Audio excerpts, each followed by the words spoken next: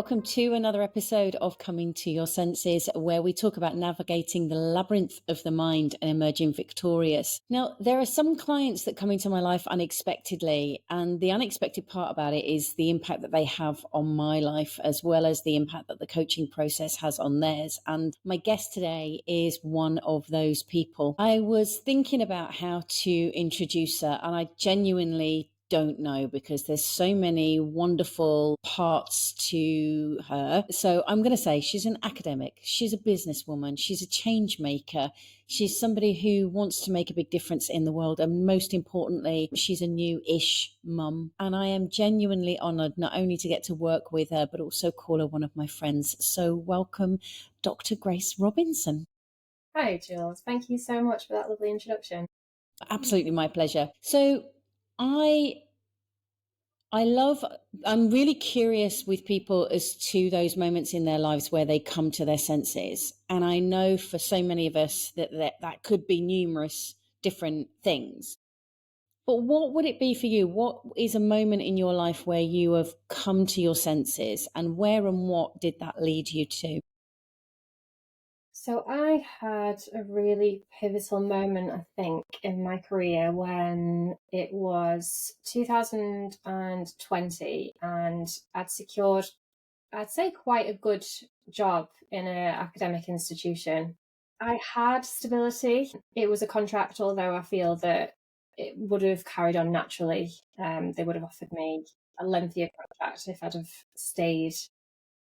Around about the same time, I opened my own consultancy, and I had different visions for what the consultancy would look like. And one of those things was that I would offer training, and one of those things was that I would do research. And the other strand that really was very, very serendipitous that came along was that I was asked to write a report for a young person who had been arrested and was aiming to rely on a defence of modern slavery in court. For context, the consultancy that I had was specialising in modern slavery. And this particular solicitor said, "Can you write a report for this young person? Can you help in their court case?" I had no idea that this was even a job, a role, and I had no idea what to do.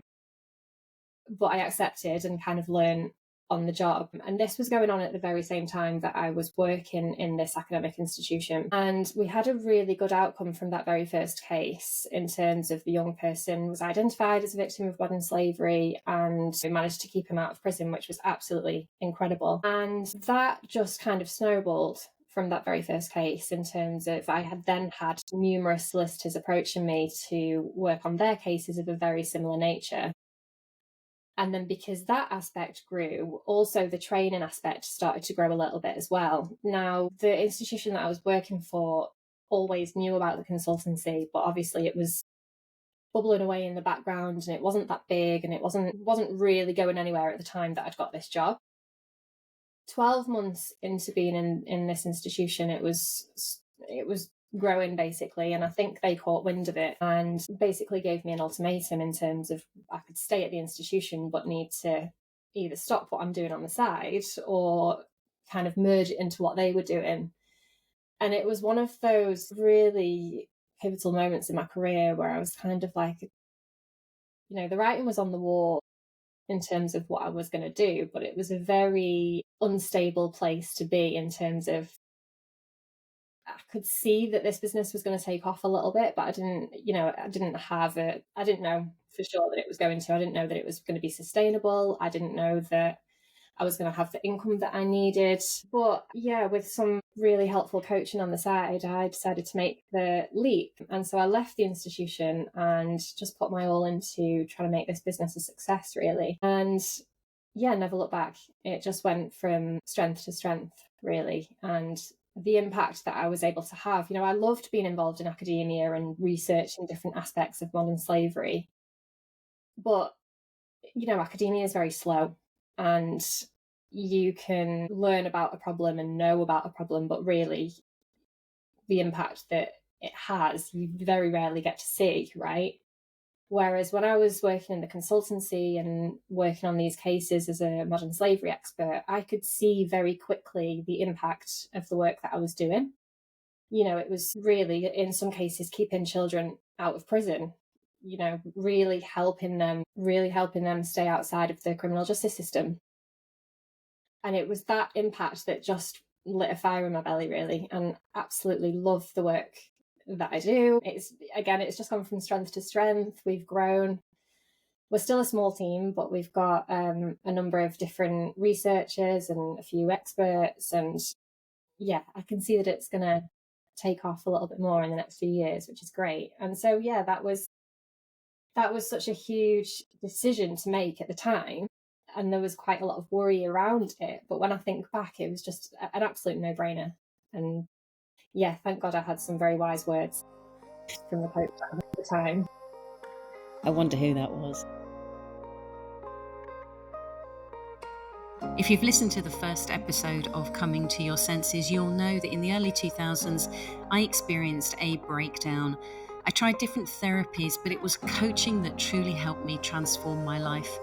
Initially, when I discovered coaching, though, I couldn't afford it. And it was a kind soul who sponsored me not only to have coaching, but also to train and become a coach. And my promise to them was that I would pay it forward. And I've done that in many ways over the years, initially through social media and private Facebook group called Confidence Revolution, and also through Coming to Your Senses, the podcast. But it triggered for me a passion to really want to make and create a secure, supportive space for people to be able to come together and have conversations that transform their lives. So I created the Conscious Conversations community. It's a group where we meet on more than once a month, and we have a focused theme which is guided by the community and facilitated by me. There's hundreds of hours of learning and resources and materials to help you transform your life in a like-minded space.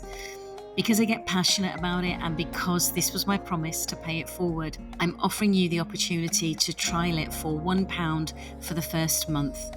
If that appeals to you, then head to juleswyman.online/conscious conversations offer.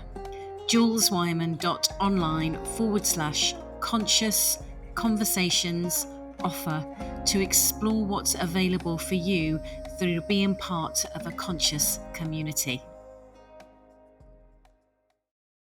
I think that, and it's one of the reasons I want, well, there's a number of reasons actually that I wanted to share you with my audience. One is because I think it would be really helpful to define modern slavery and get an understanding around that, because I think that they're two words that for many people, it's sort of kind of in the background, but I don't think many people realize how prevalent it is and who is impacted by it. So I think that would be a lovely conversation. But I also, one of the other reasons is because I think many people are in the situation that you were describing, which is they have that stability.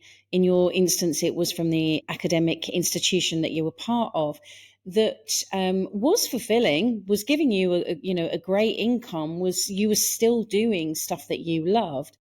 And yet there was this other thing that was lighting you up. And it can be such an unnerving or perceived as an unnerving thing to step away from this perceived stability and, in quotation marks, certainty, moving into what we don't know, which is working for yourself, running your own business. So I think what would be lovely, first of all, is to just get an overview of modern slavery, what it is, but also then how you and the team are actually making a difference and being able to impact the world really with what it is that you're offering. Yeah, so modern slavery is essentially an umbrella term, a really, really big term that includes forced labour, servitude, criminal exploitation, human trafficking. What am I missing from that?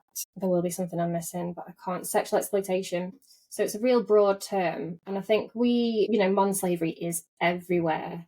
We traditionally think of modern slavery as somebody that's being trafficked from another country into ours, or the trafficking of somebody from our country to somewhere else for the purposes of involvement in drug supply or involvement in sexual exploitation, or to be, a domestic slave. But the cases that we work on mostly surround British children.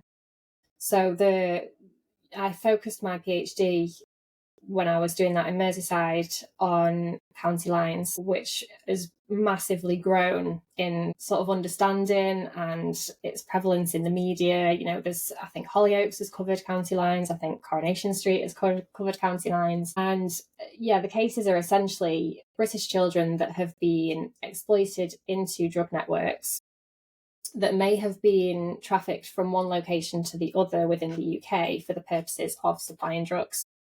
And it's unbelievably common, to the point where we have worked on over 500 cases now since 2020.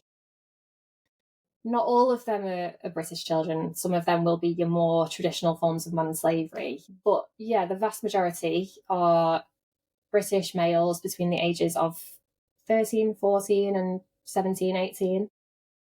And the issue that we have is that it's just growingly difficult to use these modern slavery defences for these children. So there's pushback by the CPS, who say that, you know, they're pushing back to our expertise as modern slavery experts. They're trying to exclude evidence and say that jury members should know about modern slavery and should understand about debt bondage and should understand about county lines. So we're constantly facing pushback from the CPS to even get into that court case to give our evidence. And then, you know, there's a whole host of issues that happens once you're actually in court and giving that evidence. But yeah, I mean, it's absolutely everywhere. And the nature of it is so coercive and so hidden. And you've got children who have been through extreme trauma that obviously leaves them vulnerable to being a victim of modern slavery. But then actually, when they are a victim of modern slavery, the trauma that they experience through that is just unbelievably shocking. And I think when people come across cases like that, you know, as a jury member, or if you were to hear about a case like that, you would just think it's so unbelievable. Like, you know, this is the type of thing that should happen in Colombia, or this is the type of thing that happens in Mexico or America. It just doesn't happen in this country. And it's trying to get that information across is difficult sometimes. But it's just, yeah, the work that we do, aside from doing the expert witness work, is trying to deliver training and trying to advocate for more training across schools, across local authorities, across police. And it's not easy to get into those spaces, unfortunately. No, I get that. But I think I don't watch soap operas, but I didn't know there'd been a county line storyline in Coronation Street and Hollyoaks. And I always think, though, that when a storyline like that hits a soap opera, it's to me, it's a bit of a hallelujah, because it means that it's becoming a bit more mainstream. And I have to say, I think it was probably only about 5-6 years ago myself that I really began to realise just how prevalent in the UK modern slavery is. And as you rightly say, we assume that it's only in other countries and that it is in these, you know, really deprived areas. Many years ago, I had a client who had been trafficked as a child by a parent. And I'd said to her, this is not my area of expertise. I know nothing about this, but we'd connected and she really wanted to work with me. And there happened to be, and I apologise that I can't remember the lady's name, but I happened to go to a talk with a lady who was very prominent in the UK with dealing with those sorts of issues, human trafficking specifically, and had a conversation with her around it. You know, what best practices could I be doing? Am I doing the right thing? And one of the things that she said to me, so I'm in the city of York, and she said to me, you possibly don't realise how much of it is going on even in what is deemed as a really lovely city of York. And when she started to point out there were various locations, there were various buildings that were specific, I now can't walk past them without thinking about that. So I think that for many of us, again, this is partly why I wanted to have you on, because I think it's even if I can just reach a few people with them and raising their awareness that this is going on, I think it's just so important. What would you, and then realise this is like very big headline sort of answers that you could give, because I'm sure it's much more in depth. But are there some key things that as a as an adult, as a teacher, as somebody who's in the community that we can kind of be switched onto and have an awareness, things that we could look out for? Yeah, I think the most common signs of criminal exploitation probably are, well, firstly, if there is cannabis use, some people can usually smell that instantly, right? You can walk down the street and smell cannabis. But if you come across a young person who's smoking cannabis or has cannabis on them, that would be a huge red flag for me, Okay. because so many of the cases that I work on, cannabis is kind of like the hook that draws a lot of young people into these networks. They're smoking cannabis, they have to buy it somehow, they're then interacting with drug dealers. Drug dealers will then offer them a tick system, which is kind of like buy now, pay later. And then they're encouraging a situation of debt with that young person. And that's your stereotypical criminal exploitation case. So Right. if cannabis, that to me is a huge risk factor for exploitation. And then things that you can look out for is, has somebody got two mobile phones on them? Have they got a personal mobile phone, a smartphone, and have they then got a Nokia, a burner type phone that they can use? Is there more coming and going from certain locations? Like, are you seeing a property who's got somebody quite vulnerable living there and you can see young people coming and going, or there's more activity than usual?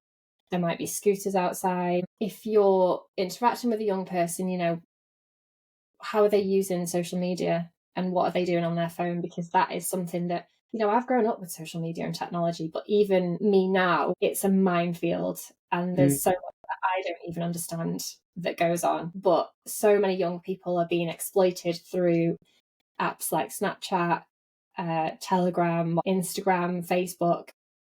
And it's really easy for perpetrators who advertise something or put out a picture saying you can have this money or you can have these trainers if you just do this. Right. The other really concerning thing about some of those apps, particularly Snapchat, is that a lot of young people have their location services turned on. So other people using Snapchat who have accounts can actually see where that young person is. And that, for an exploiter, is like, bingo, I've got your address, Yeah. find you. I've now got leverage in terms of using your property or threatening your parents and that kind of thing. So social media use is a huge issue. And I think just monitoring that if you can as a parent, although I know it's very difficult. I don't know if you've seen it yet, but there was a Channel 4 program out recently called Swiped.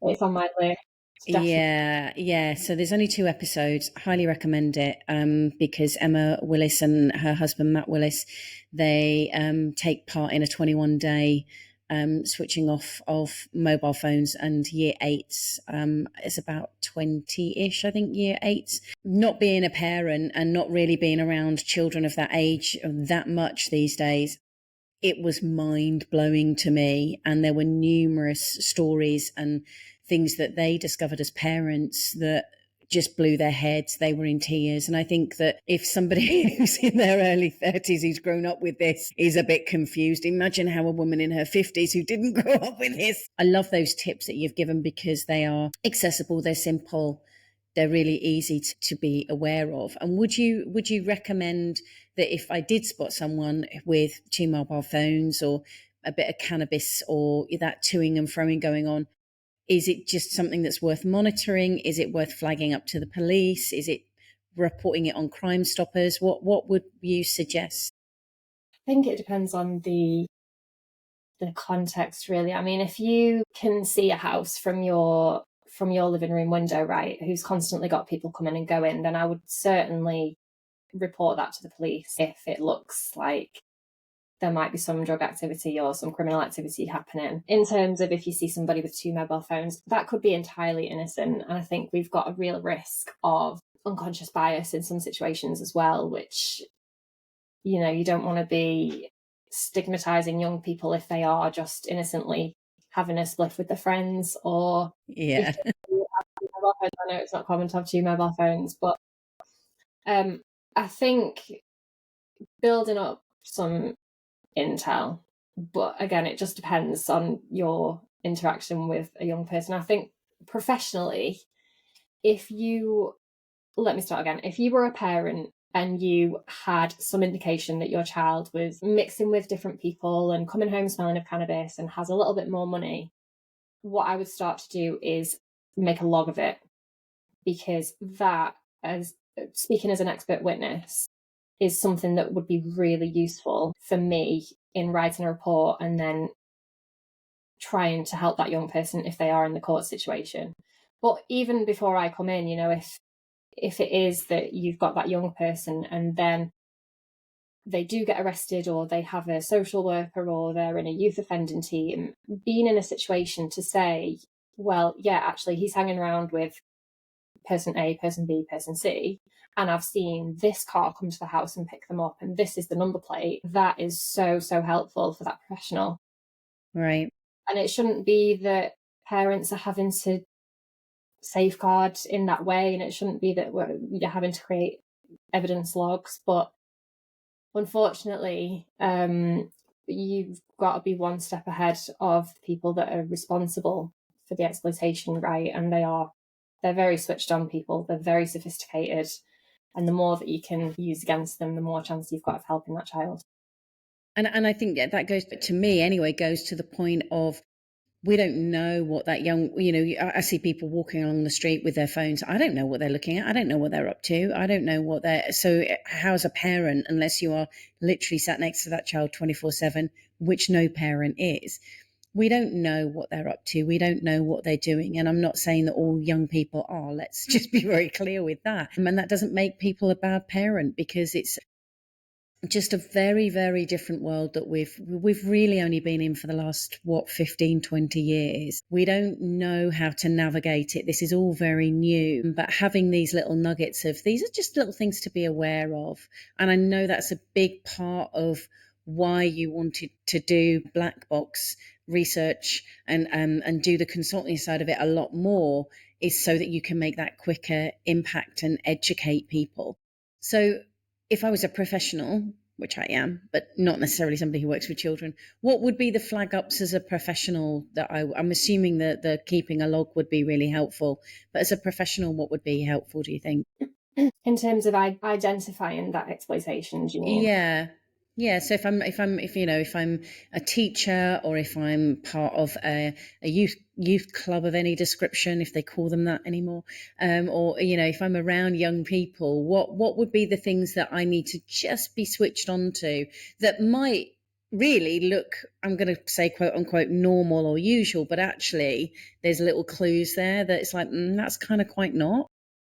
I think change in behaviour, and Right. in the context of a teacher, that might be really difficult because you've got 30 students, but any sort of change in behaviour that's a little bit out of the ordinary, is this person constantly late? Are they coming into school dishevelled? Have they all of a sudden got poor hygiene? Because that might be an indicator that they are staying out of their home for long periods of time or being exploited to sell drugs from different addresses. Not only a change in behaviour, but also a change in sort of, what is the word I'm looking for? A change in how they present. So if they all of a sudden become quite reclusive, are they quite guarded in the kind of information that they give?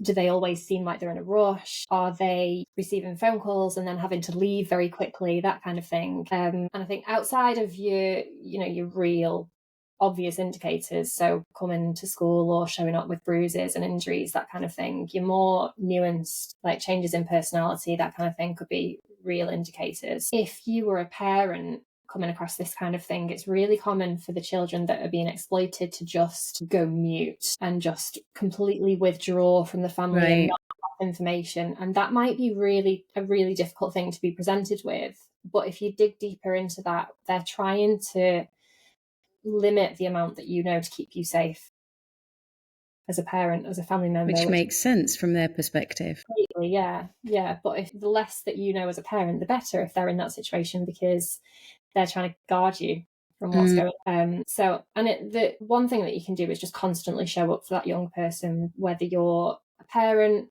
a teacher, a social worker, just constantly show up for them and make them know that you're there, even if they tell you nothing time after time. Because the thing about exploitation and getting somebody to speak to you and divulge information is that you've got to show them that you're there for the long term, the long game, and that you're not just going to come in at a certain time and then leave again. You know, a lot of the time, the perpetrators, exploiters, they're there for the long game, and they can fill in gaps in unmet needs a lot faster than professionals and services can a lot of the time. So as long as they have trusted adults that they know are there for them, then I think you're halfway there to trying to help that young person and trying to get information out of them. I think that was one of the things that to a certain degree, broke my heart with this woman that I was working with once. I mean, don't get me wrong, her story and her upbringing and how she was trafficked was, I genuinely didn't realize that kind of thing happened, especially in the UK, and that a parent was doing it was just one of the most shocking things to me. And to now learn that most or very often that people are trafficked by somebody that they know. Yeah. Whether that's a family member or whether that's a boyfriend or girlfriend or whatever, unfortunately is usually a male. But that just shocked me. But I think the thing, to your point of what you just said, is that it genuinely blew my mind. One day we had a conversation, and the way she was describing this man in her life that was still grooming her basically and then prostituting her out. This wasn't a family member anymore, but she genuinely believed that he loved her. And I think that is so important to hit home, that these people are in it for the long game. So they're not going to walk away. So if we have got somebody who is vulnerable, it is important to show up for them. It is important to show that you care, show that stability, even if they're not giving you information. So I think that's a really very important thing that you've shared. I think one of the things that I would love to know is how do you I'm going to use the word cope, I don't know if that's the right word, with this information, because when you discover some of the experiences that these people have been through, it's extremely heartbreaking, it's unpleasant, it's explicit, I would imagine, at various points. How do you navigate that for yourself? Yeah, it's hard. It's hard because the level of pain, suffering and trauma that the children have been through is just hard to describe. Really, really hard to describe. I think for me, obviously it's very upsetting. And when I first started doing this, there were a few cases that I'd come away from the computer after meeting with young people, and I wouldn't say cry and sob, but, I'd be really upset about. And the biggest feeling for me is a sense of helplessness, because although we are helping them in their court case, which is absolutely amazing, once that court case is finished, their circumstances are exactly the same. They go back to an environment where they've got perpetrators on their doorstep, or if they turn left out of their house, they've got one gang, and if they turn right out of their house, they've got another gang. And what annoys me the most is just the lack of support that they get and the systemic barriers to removing themselves from that situation. They just failed. They're failed by pretty much every single system that is supposed to protect them and safeguard them. If we're talking about children, they might have been raised by neglectful parents or experienced abuse, and so they're failed by the family system, and then they're in the social care system, which hasn't protected them and sometimes has even left them in more risky situations. And then they are arrested and they're failed by the criminal justice system, because the police are supposed to identify that this is explicit exploitation and that there's indicators of exploitation, and yet they're now being prosecuted as a drug dealer. So there's just a lot of frustration from me in terms of the system and just how it keeps people in these situations. I don't really have an answer for how I navigate that. I think I just put all of my frustration and anger into writing what I would say is a persuasive and compelling report for that young person. And then if I'm in the situation where I give oral evidence for them in their court case, then just trying to get across in a accessible way for the jury and the court of, you know, the situation that this young person's in. Yeah, the way that the court is, it's very black and white in terms of, you know, you've committed this offence, and so you're a drug dealer, but it's just fails to look at the broader picture. And people don't have an understanding, unfortunately. You know, the typical jury member don't really have an understanding of how life experiences in certain situations just push people into this kind of thing. You know, if you're quite from that. I saw I was reminded of I can't remember what the full extent of it's called. I know it's part of it is called The Circle. And it was in America where they got a load of inmates, adults, in a circle. And there was just numerous questions or statements of take one step into the circle if you were raised by neglectful parents. Take a step into the circle if you were abused. Take a step if you were around gangs. Take a step. And it was just one thing after another after another. And the guy that was commenting on that was the first time that he saw it. It blew his mind to realize that these people, so many of them, and you know, vast majority of the people in most prison systems around the world, I think, are there because of the circumstances prior to that.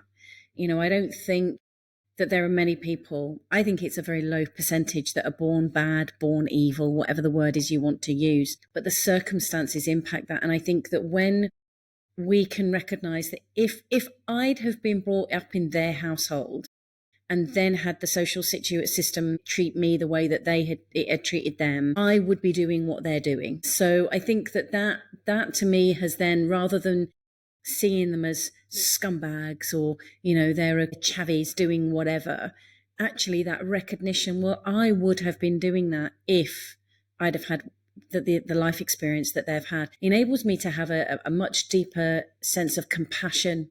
And I think that from the judicial system, that's why I am in awe of what you and the team are doing, because I think that educating people to just recognize it's not as black and white, it's far more nuanced. Let's look at the bigger picture. Let's have a look at the whole system that's around that, and the impact, I think, is what's important for us all. And I love I'm lost for words as to the extent of frustration and helplessness that you and the team must experience with what you hear. And yet you channel that into a way to make a difference, which I think is just so massively important.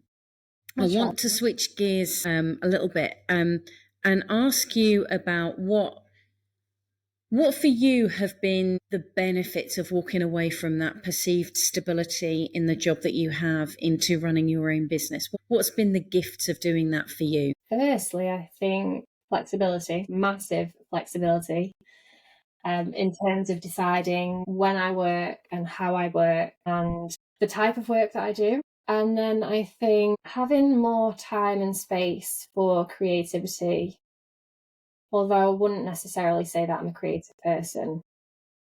But I think when you're in an institution, an academic institution, it's very rigid in terms of what you can do. And there's a lot of bureaucracy. And I think stepping away from that has just been really freeing and really refreshing. And we've been so fortunate that, although obviously we're not an academic institution, we're able to do research, and I've always kind of tried to adhere to academic ethical procedures to make sure that our research is robust and the kind of things that we produce are credible, right? But just being in positions to something as simple as we started working on cases of Vietnamese nationals who are being trafficked to the UK, and also Albanian nationals who are being trafficked to the UK for the purposes of drug supply. And we just had that freedom to just go to Vietnam and go to Albania and speak to people and do research. And it was quick, and it didn't take years and years to get ethical clearance from, you know, a university, and it was great. And we can come back and we can make those findings really accessible, and we can publish them really quickly. And obviously there's really there's real benefits of doing peer-reviewed academic research and producing journals and books and things like that, but it's so slow. So, for example, I worked on a book chapter in 2019 when I was finishing my PhD that wasn't published until this year. And Wow. if you're working on a topic like modern slavery, which just changes so quickly, it's just outdated as soon as it's published. So yeah, the flexibility and the freedom and I guess we're not bound by really strict guidelines, and it's refreshing, I think. I love that. Coming to your senses for me is about being aware, and that's aware of as much as we can. And that doesn't mean everything, because it would be too much if we were aware of everything. But I think raising our awareness about a number of things means that we can choose where to then channel, for example, our frustrations, or if we get so passionate about something, we can direct it in a way because we have an awareness of something that's going on. But to do that, we have to expose, we have to be exposed to the bigger picture of all the different things that are going on. And I love also the recognition that as much as it was unnerving to step away from that stable institution, and that has its benefits, actually, to do what it is that you want to do, you need that flexibility, you need that opportunity to be creative, you need to be on your feet, building those strategic relationships. I know that you've mentioned to me before that you've had the opportunity then to be part of creative writing that can then influence, sort of, I suppose, in the similar sense that somebody will have influenced the Coronation Street and Hollyoaks, they will have had somebody like yourself giving them guidance on how it all works. And I think that that's one of the things that I'm in awe of you and the team and what you do, is that this could be a very inward, reflective, this is awful, what can I do anything about it? But you to me have this, it's like you're a beam of light. You're like, how and who and where do we need to turn the light off, or turn the light on rather, an array of people's awareness, whether that is in the education system, whether that is in the judicial system, whether that is in social care, whether that is Joe Public, I think is amazing. And I know, as somebody who is not comfortable being in the spotlight yourself, that you are doing it to educate people, which I think is amazing, absolutely amazing, that you're prepared to just go, yeah, I'm not comfortable doing this, but it needs to be done. Yeah. Just think is freaking awesome. And again, that's one of the other reasons I wanted to highlight that, because so many people think you have to be comfortable with public speaking, or you have to want to do it, or be an extrovert or whatever, but actually you're not comfortable. Oh my God. No, I'm not comfortable. Even doing something like this, a podcast, fills me with anxiety. It's something that I've just had to navigate, because there's just no way that I would be able to make an impact if I wasn't willing to speak out. And I think it still does massively hold me back, because there are some situations, I need a lot of preparation time to come to terms with the fact that I'm going to do something. So, for example, I'll get an email randomly saying, "Oh, we've got this interview slot. We're doing a slot on modern slavery on the radio. Can you participate?" And it's 5 till 6 tonight. And then I'm like, "No, I need more time than that." So there are things that I do say no to, that I feel like I would love to just be in a situation to say yes and grab that opportunity. And I hope that comes with time and experience. But I think I have cracked it for the things that are really essential. So, for example, standing up in court and giving oral evidence. Again, even now, I've done it quite a lot. It still fills me with dread, but I just have to think about who I'm doing it for. And it's not about me. It's about who needs to hear this information and what purpose is it for.